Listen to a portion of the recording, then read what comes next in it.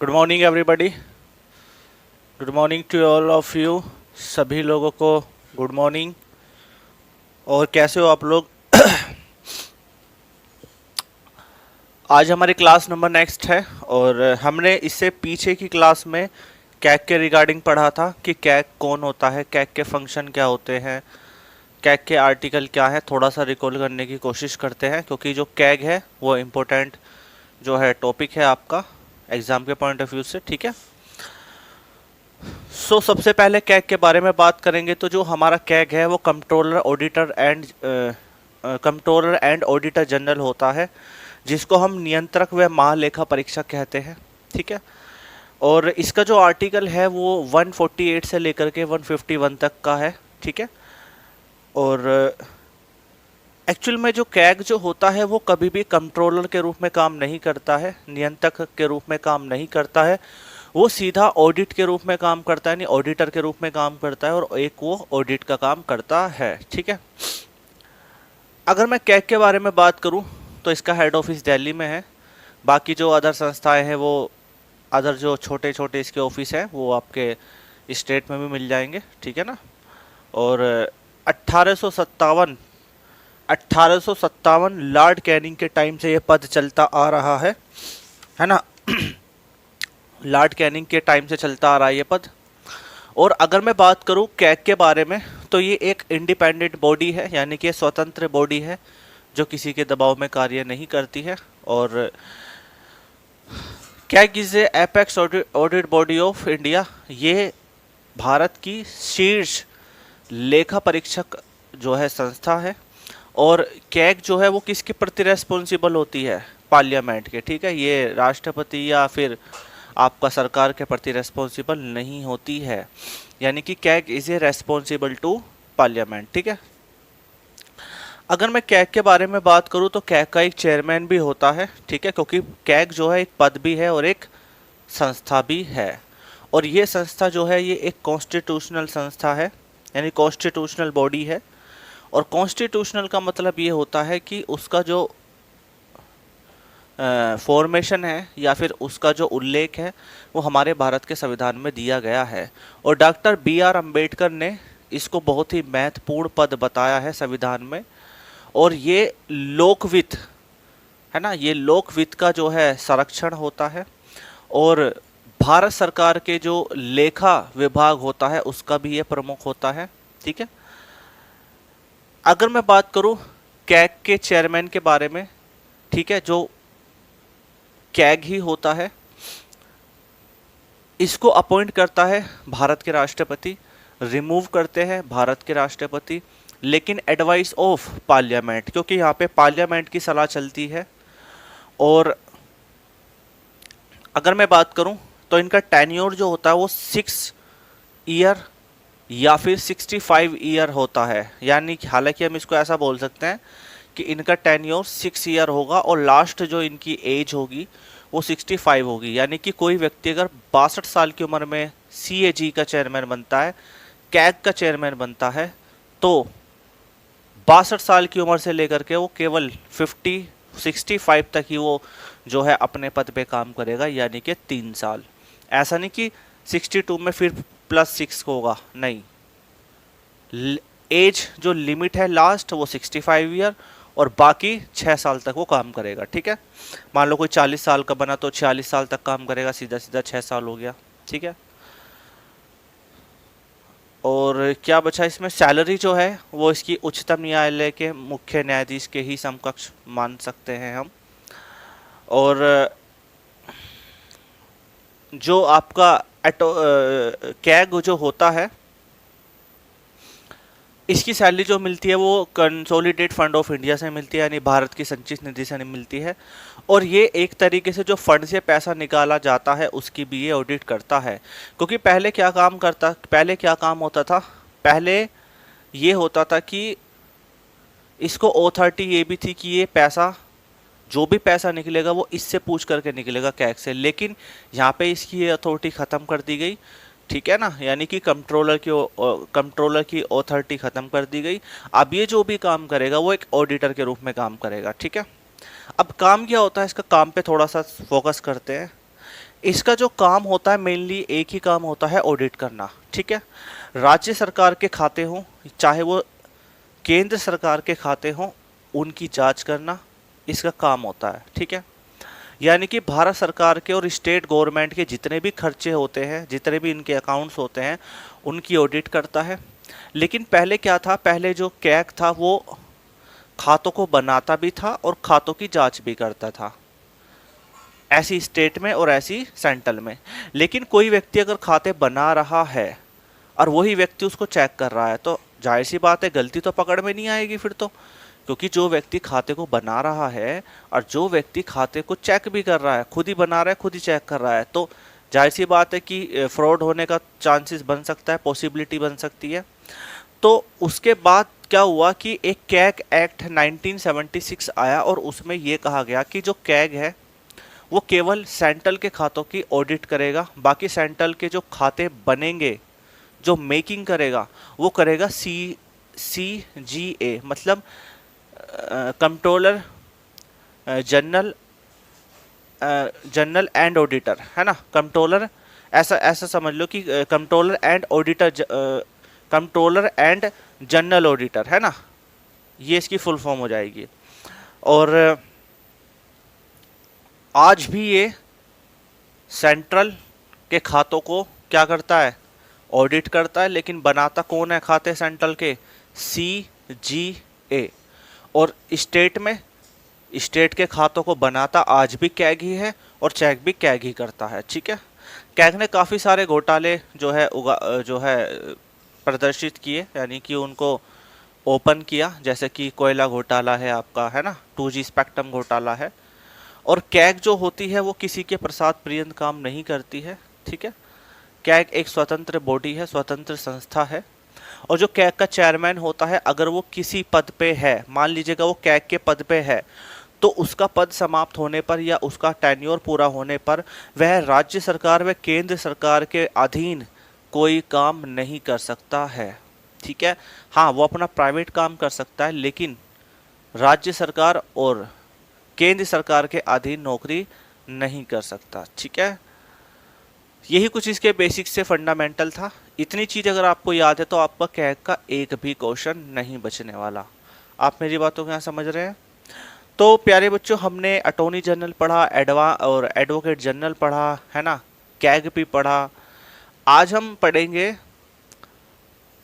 लोकसभा और राज्यसभा, यानी कि पार्लियामेंट आज हम स्टार्ट करेंगे। हालांकि मुझे एक चीज़ बीच में पढ़ानी थी, लेकिन वो मैं आपको आगे चल के पढ़ा दूंगा, है ना। एक टॉपिक का नाम है संसदीय प्रक्रिया, यानी कि एक तरीके से संसदीय प्रक्रिया नहीं, सॉरी, संसदीय शब्दावली, है ना, यानी कि पार्लियामेंट्री वर्ड्स। ये वर्ड्स कुछ ऐसे होते हैं कि मतलब कभी कभी एग्जामिनेशन में पूछ लिया जाता है, जैसे आपसे पूछ लिया जाए कि हैंग पार्लियामेंट क्या होती है, हैंग पार्लियामेंट क्या होती है, यानी त्रिशंकु संसद क्या होती है। तो मेरे प्यारे बच्चों, त्रिशंकु संसद का मतलब ये होता है कि जब किसी पार्टी को पूर्ण बहुमत नहीं मिलता है, तो ऐसी कंडीशन में गठबंधन होगा। और अगर गठबंधन में भी पूर्ण बहुमत ना मिले, यानी कि गवर्नमेंट ना बन पाए बहुमत से भी और अदर जो लोग चुन कर गए उनसे भी, तो वो जो संसद मानी जाती है या वो जो विधानसभा मानी जाती है, वो हैंग पार्लियामेंट या हैंग लेजिस्लेचर मानी जाती है। ठीक है, तो इस टाइप के बहुत सारे वर्ड होते हैं, जैसे विहिप क्या होता है ना, मेमोरेंडम क्या होता है, बहुत सारी चीज़ होती है। आपको मैं ये भी बताऊंगा कि जो बिल होता है, हमने ये तो पढ़ा बिल कैसे कैसे पास होता है ना, लेकिन बिल की स्टार्टिंग कैसे होती है, चलो वो भी थोड़ा सा मैं समझा देता हूँ। जो बिल की स्टार्टिंग होती है वो 3 स्टेप में होती है। हालांकि बच्चों मैं आपको ये लिखवाऊंगा, पढ़ाऊंगा, है ना, ये आपको मैं रफली आइडिया बता रहा हूँ कि जो बिल की स्टार्टिंग होती है वो 3 प्रकार से होती है। सबसे पहले बिल को बनाया जाता है संबंधित संस्था या व्यक्ति के, मतलब जैसे कि कोई गवर्नमेंट बना रही है या कोई MLA या MP बना रहा है, उस बिल को पहले तो बनाएगा। सेकंड स्टेप में क्या होगा, उस बिल को संसद के पटल पे रखेगा और अनुमति लेगा, तो उस पर फिर बहस होगी। और तीसरी स्टेप में क्या होगा, उस पर मतदान होगा। और अगर मतदान हो जाता है दोनों सदनों से, तो लास्ट में वो राष्ट्रपति के पास पहुंचता है और राष्ट्रपति उस पर सिग्नेचर करके उसको एक्ट बना देते हैं। आप मेरी बातों को समझ पा रहे हैं? तो इस तरीके से बिल का एक प्रोसेस होता है। तो वो भी सारी चीज़ें मैं आपको बताऊंगा। मैं आपको बहुत सारी चीज़ें ऐसी बताऊंगा जो आपके बुक्स वगैरह या कहीं और चीज़ों पे नहीं होती है, लेकिन एग्ज़ाम में कभी पूछ लिया जाए तो आपको प्रॉब्लम ना हो, ठीक है। जैसे आम चुनाव किन्हें कहते हैं, मिडवल चुनाव किसे कहते हैं, है ना, और इमरजेंसी किसे कहते हैं, राष्ट्रपति वाली नहीं, एक इमरजेंसी और भी होती है, और जो है बहुत से ऐसे वर्ड है मेरे ध्यान नहीं आ रहे हैं, तो जब हम उसको पढ़ेंगे तो उसको देख लेंगे, है ना। तो आज हम स्टार्ट करते हैं पार्लियामेंट। पार्लियामेंट तो हेडिंग डालेंगे बच्चे पार्लियामेंट। आज जो हम पढ़ेंगे पार्लियामेंट, पार्लियामेंट। और पार्लियामेंट को हम हिंदी में बोलते हैं संसद। क्या बोलते हैं? संसद, ठीक है। और ये हमारे संविधान के किस आर्टिकल में है? ये संविधान के हमारे आर्टिकल 79 में है, ठीक है। और अगर मैं बात करूं पार्लियामेंट, तो पार्लियामेंट का काम क्या होता है? तो पार्लियामेंट का काम होता है क्या? Making of law. क्या काम होता है? मेकिंग ऑफ लॉज, कानून का निर्माण करना, ठीक है। अब अगर मैं पार्लियामेंट की बात करूं तो पार्लियामेंट के कितने अंग होते हैं? तो आप बोलोगे सर 3 अंग होते हैं पार्लियामेंट के, जिसमें पहला अंग होगा इसका यानी कि पार्ट। पार्लियामेंट के कितने पार्ट होते हैं?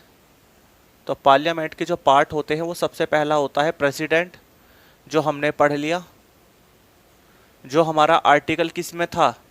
आर्टिकल 52 में। दूसरा होता है लोकसभा,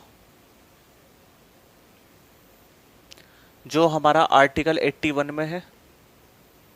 और तीसरा होगा राज्यसभा,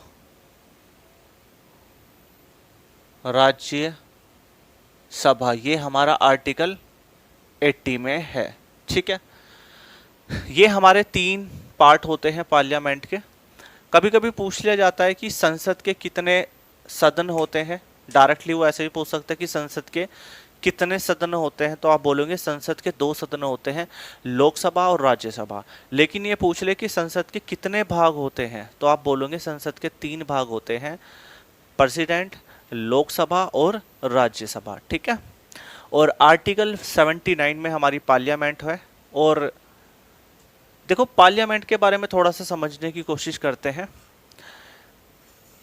एक्चुअली क्या है कि एक टॉपिक आएगा आपका कॉन्स्टिट्यूशनल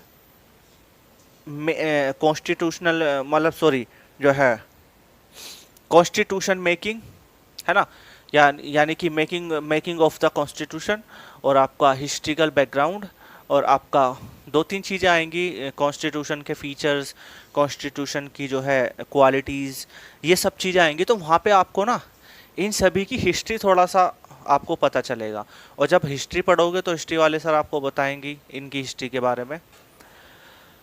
तो क्या होता है बच्चे, जो पार्लियामेंट है वो 1952 में बनी, ठीक है।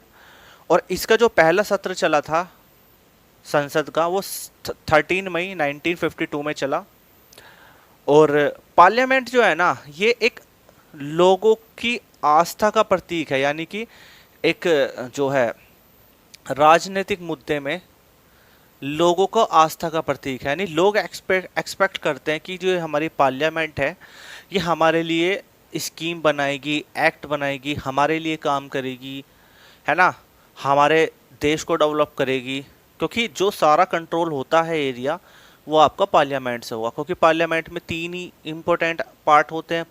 प्रेसिडेंट जो किसी भी कानून को ऑथोरिटी देगा, लोकसभा और राज्यसभा से वो बिल पास होकर के लास्ट में प्रेसिडेंट के पास पहुंचेगा। तो कहीं ना कहीं अगर हमें किसी भी एक्ट की जरूरत पड़ गई पब्लिक वेलफेयर के मामले में, तो उसमें जो फाइनली जो एक तरीके से जो पार्टिसिपेट करते हैं वो ये तीनों करते हैं, एक कानून को फुली पास कराने में और उसको इम्प्लीमेंट कराने में भी, ठीक है।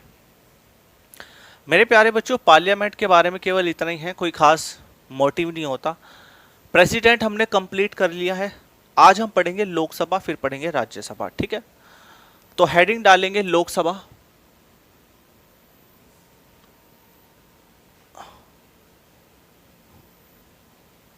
अगर मैं बात करूं लोकसभा की तो हिंदी में इसको लोकसभा ही बोलते हैं, और ये हमारे संविधान के आर्टिकल 81 में है। किस में है? 81 में है। अगर मैं बात करूं लोकसभा के रिगार्डिंग, तो लोकसभा के काफ़ी सारे नाम हैं, यानी कि कई नाम से हम इसको संबोधित कर सकते हैं। जैसे कि हम इसको अपर हाउस, सॉरी, हम इसको लोअर हाउस भी कहते हैं, लोअर हाउस। हम इसको स्ट्रॉन्ग हाउस भी कहते हैं, यानी मजबूत सदन भी कहते हैं। हम इसको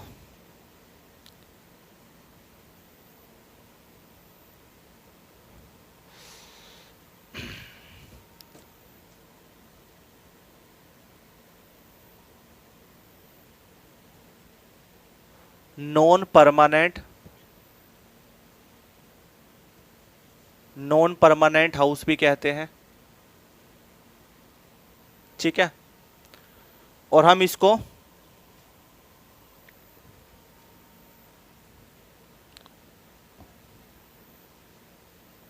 पॉपुलर हाउस भी कहते हैं, और हम इसको हाउस ऑफ पीपल भी कहते हैं, ठीक है। हिंदी का मतलब, हिंदी में देखते हैं, लोअर हाउस को हम हिंदी में बोलते हैं निम्न सदन, इसे हम निम्न सदन भी कहते हैं। स्ट्रॉन्ग हाउस, इसको हम मजबूत सदन भी कहते हैं। इसको हम अस्थायी सदन भी कहते हैं। और पॉपुलर हाउस, इसे हम लोकप्रिय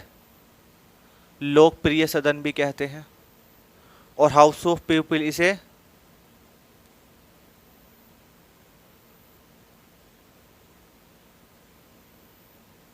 जनता का सदन भी कहते हैं, ठीक है। ध्यान रखेंगे, इतने सारे नाम होते हैं लोकसभा के। अब इतने सारे नाम क्यों हैं इसके, थोड़ा सा समझने की कोशिश करें।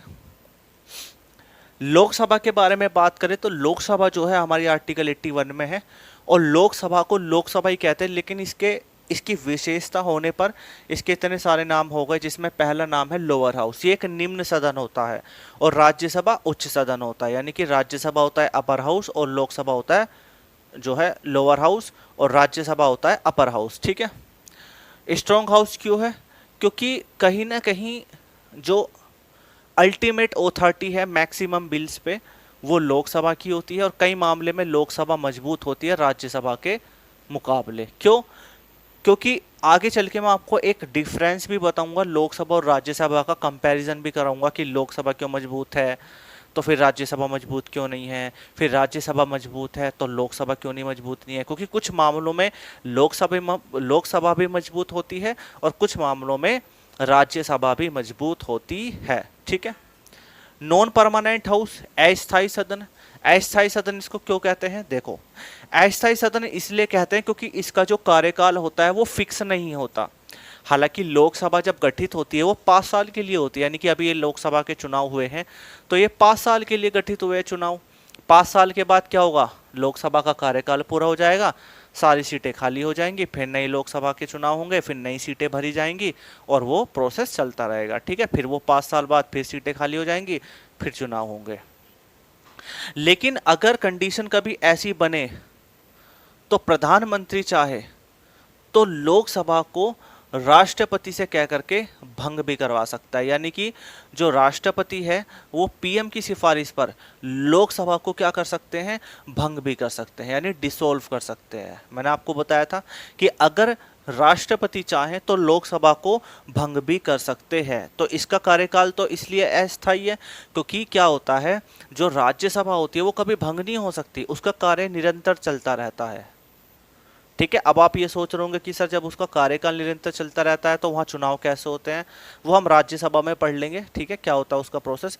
लेकिन अभी हम लोकसभा पे है, तो लोकसभा का जो कार्यकाल होता है वो अस्थायी होता है, यानी कि हम इसको एक अस्थायी सदन कहते हैं। क्योंकि अगर राष्ट्रपति चाहे तो इसको 5 सालों से पहले इसको स्थगित भी कर सकता है, इसको डिसोल्व कर सकता है, इसको भंग कर सकता है। और अगर लोकसभा भंग होती है तो आपको 6 महीने के अंदर अंदर आपको नई लोकसभा के चुनाव कराने होंगे। ठीक है, क्लियर हुई बात। पॉपुलर हाउस, लोगों का प्रिय सदन, क्योंकि ये लोगों को रिप्रेजेंट करता है, इसका मतलब भी यही है हाउस ऑफ पीपल कि ये लोगों को रिप्रेजेंट करता है। ठीक है, और लोकप्रिय सदन का मतलब ये भी हो गया कि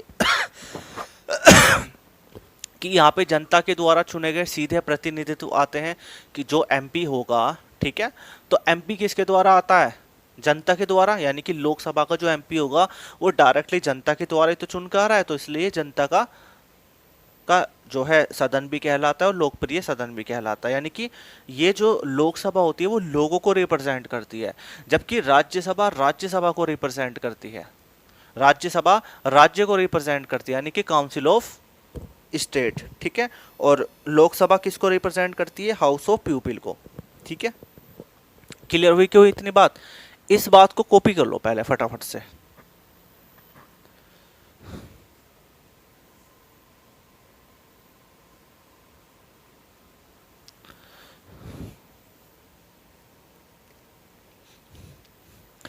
हो गया कॉपी, चलो बाद में कर लेना, है ना। अभी मैं थोड़ा सा और पढ़ा दूं क्योंकि स्पेस बच रहा है इसमें। देखो अब मैं बात करना चाहूंगा लोकसभा का, जो इस लोकसभा जो है ये इसका इसका मेंबर भी तो होते हैं, लोकसभा के मेंबर भी तो होते हैं। आप बोलोगे सर यस सर होते हैं मेंबर, और मेंबर को क्या बोलते हैं हम, एमपी। एमपी का मतलब मेंबर ऑफ पार्लियामेंट। ठीक है, और एमपी को हिंदी में हम क्या बोलते हैं, एमपी को हम हिंदी में बोलते हैं सांसद। क्या बोलते हैं, सांसद। ठीक है, अब लोकसभा का जो सदस्य होगा उसको हम एमपी बोलेंगे, और एमपी का मतलब सांसद हो गया। अब यहां पे क्या मतलब बनता है, तो इसके 3 पॉइंट ले लेंगे, जिसमें पहला पॉइंट होगा आपका क्वालिफिकेशन। ठीक है, क्वालिफिकेशन का मतलब होगा कि मेंबर की क्वालिफिकेशन क्या होगी। तो मेंबर की क्वालिफिकेशन कोई ज्यादा नहीं है, सीधा सीधा ये है कि एक तो सिटीजन ऑफ इंडिया हो, सिटीजन ऑफ इंडिया हो, ठीक है, और आपका नॉट ऑफिस ऑफ प्रॉफिट हो, यानी कि लाभ के पद पे ना हो, और तीसरा होगा उसकी जो एज है वो 25 साल हो। ठीक है, एज जो है उसकी वो 25 साल हो, ये इसकी क्वालिफिकेशन है। इसका टेन्योर कितना होगा, तो देखो इसका टेन्योर जो होता है वो 5 साल होता है। किसका, एमपी का। और 5 सालों का मतलब क्या है कि एक 42 अमेंडमेंट हुआ था, 42 कॉन्स्टिट्यूशनल अमेंडमेंट हुआ था, ये आपका 1976 में हुआ था, इंदिरा गांधी के टाइम में। और इसमें क्या हुआ था कि इसमें जो इनका टेन्योर था, यानी कि जो आपकी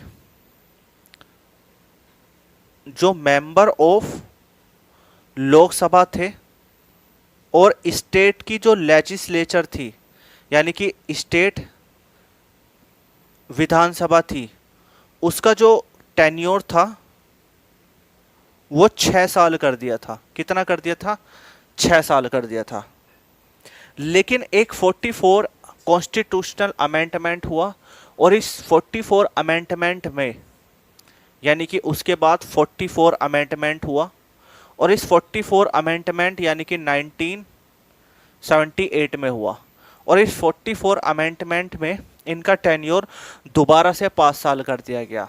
क्या हुआ, दोबारा से 5 साल कर दिया गया। ठीक है, तो ये सभी बातें हैं, मैं लिख देता हूं यहां से, दोबारा से अगेन टेन्योर जो है वो कितना हो गया, 5 ईयर हो गया। और तीसरा पॉइंट होगा इसका इलेक्शन। इलेक्शन कैसा होगा, तो मैं ऊपर लिख देता हूं, जो इसका इलेक्शन होगा वो डायरेक्ट होता है, यानी कि यहां पे इलेक्ट पीपल यानी कि एक तरीके से इलेक्ट, ऐसा कर लो, इलेक्ट बाय प्यूपिल, प्यूपिल्स, है ना, जनता के द्वारा ये चुने जाते हैं डायरेक्ट, इनका चुनाव बिल्कुल डायरेक्ट होता है। इसको एक बार कॉपी करो, फिर मैं इसको सभी को समझाता हूं, ठीक है, कॉपी करो उसको।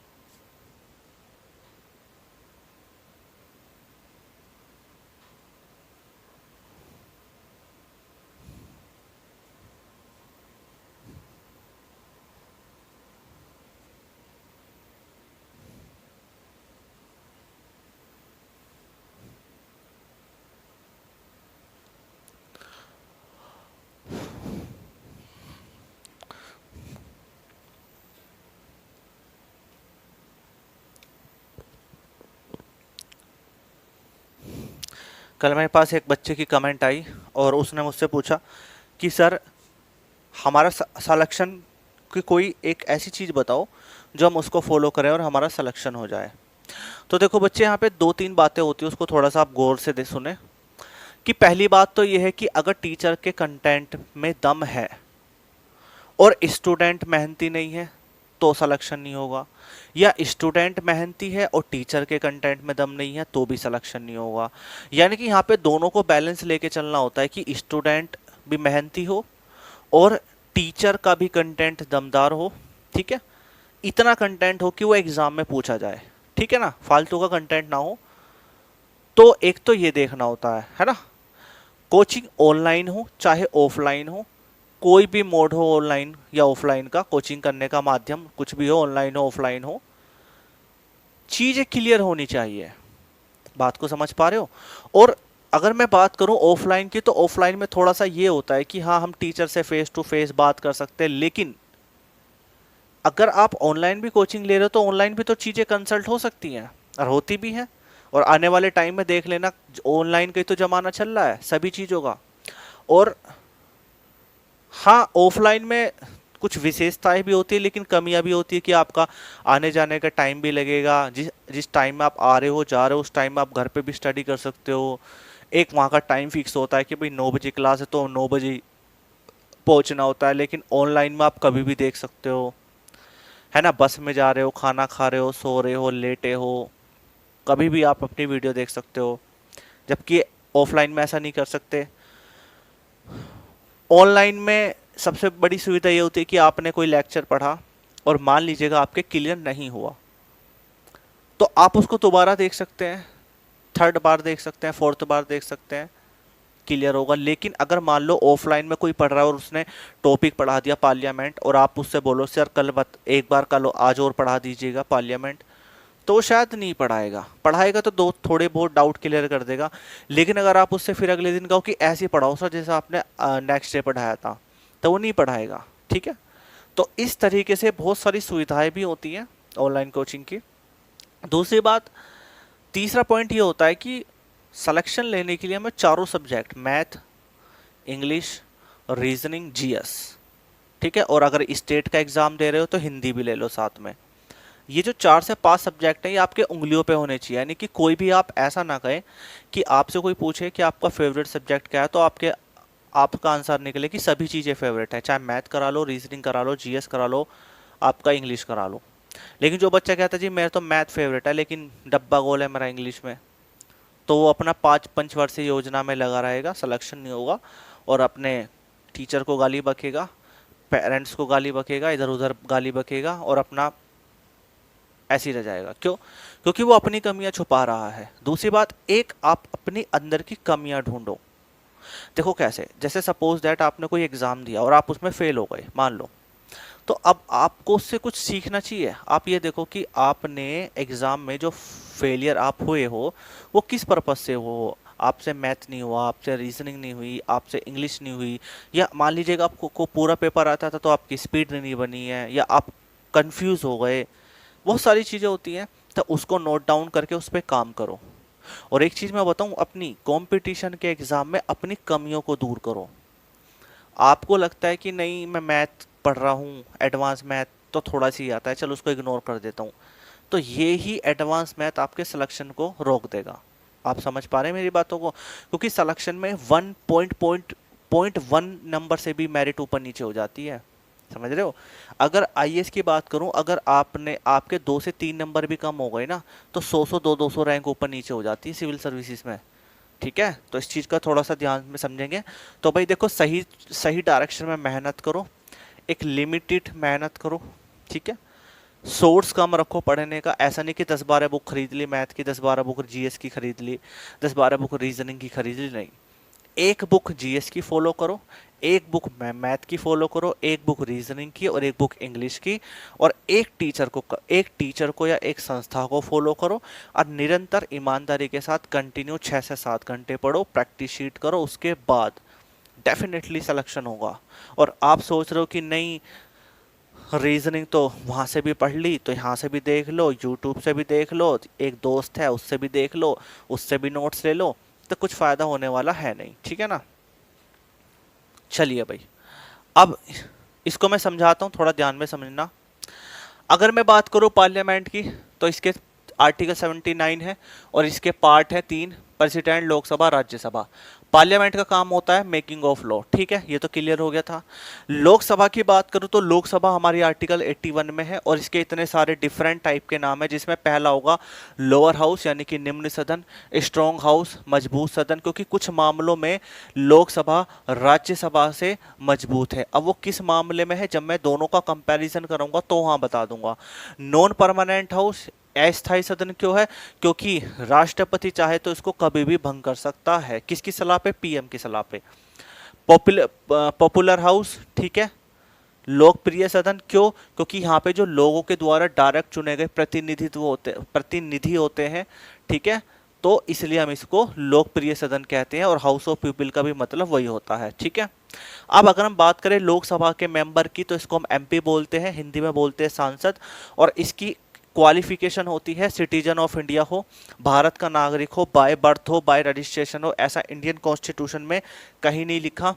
नॉट ऑफिस ऑफ प्रॉफिट, लाभ के पद पे ना हो, यानी कि सेंट्रल गवर्नमेंट की कोई सरकारी जॉब, स्टेट गवर्नमेंट की कोई सरकारी जॉब, लोकल गवर्नमेंट की कोई सरकारी जॉब, किसी सरकारी संस्था से कोई अनुदान ना लेता हो, कोई एक तरीके से सैलरी ना लेता हो, कोई सहयोग प्राप्त ना करता हो, कोई लाभ ना लेता हो, ठीक है। और एज 25 साल तो है ही, ठीक है ना। टेन्योर कितना होगा, 5 साल का टेन्योर होगा एमपी का। लेकिन एक 42 अमेंडमेंट हुआ था 1976 में, और इसमें जो है इनका कार्यकाल बढ़ा करके 6 साल कर दिया था, यानी कि लोकसभा के जो सदस्य हैं, यानी कि लोकसभा का ही मान लो, क्योंकि जब लोकसभा का सदस्य का कार्यकाल ही 6 वर्ष हो गया, तो लोकसभा का ही हुआ फिर तो 6 वर्ष का जो है टेन्योर। तो लोकसभा और राज्य की विधानसभा का जो कार्यकाल था वो 6 वर्ष का हो गया था, लेकिन बाद में एक 44 अमेंडमेंट हुआ 1978 में, और उसका कार्यकाल फिर पुनः 5 साल कर दिया गया, ठीक है। और अगर मैं बात करूं तो क्या लोकसभा का कार्यकाल बढ़ाया जा सकता है, तो बिल्कुल बढ़ाया जा सकता है, इमरजेंसी के माध्यम से, यानी नेशनल इमरजेंसी अगर आप लगाते हो तो आप इसका कार्यकाल मैक्सिमम 1 साल बढ़ा सकते हो। कितना बढ़ा सकते हो, 1 साल। लेकिन अगर इमरजेंसी नहीं है तो फिर मैक्सिमम 6 महीने लगा सकते हो, ठीक है।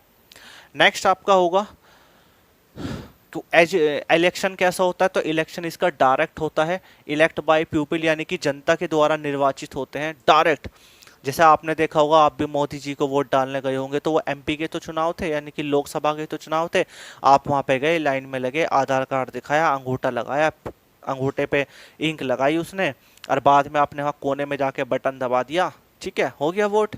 तो यही तो होता है, ऐसे तो चुने जाते हैं ये सभी लोग इसमें लोकसभा में, ठीक है। तो आई होप आपको इतनी बात क्लियर हो गई होगी, ठीक है ना। अब इसकी जो डिटेल है सीट की वो हम कल पढ़ेंगे, सीट का क्या कंसेप्ट होगा। अभी फिलहाल आप इतना करें।